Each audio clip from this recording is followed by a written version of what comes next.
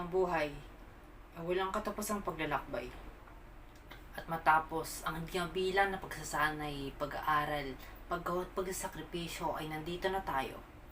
Ngayon, sa modernong panahon, tinatamasa ang mga pinasa ng mga nagdaang henerasyon.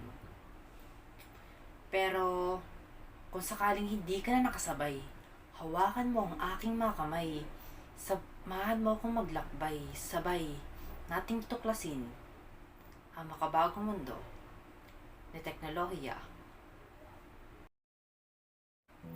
Higpitan mo ang pagkakalapat sa akin ng iyong mga palad dahil nandito na tayo sa kaharian ng kakaibang mahika pinamumunuan ng haring nagngangalang teknolohiya. Isang haring bukod tangi kung ituring marahil minsan isa siyang guro, kasangkapan sa inobasyon at interbasyon, o minsan isang manggagamot sa sakit ay solusyon, at madalas isa siyang kaibigan, masasandalan, kakampi mula sa lahat ng mga kalaban. Sa bawat hamon ay hindi matatawaran.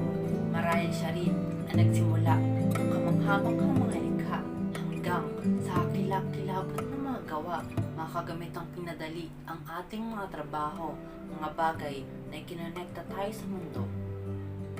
Kung kaya't yun dapat na mabatid, teknolohiya ay resulta ng matalinang pananaliksik. Ito ang bunga ng binhi ng kanilang pinaghirapan at ngayon pinapasa itong punla sa makabagong panahon. At mula sa lahat ng nagdaang mga inventor at siyentipiko, umaasa kami sa iyo dahil ikaw at ang mundong ito ang simula ng kinabukasan at pagbabago. Ito ang kaharian ni teknolohiya. Humayok at manaliksik.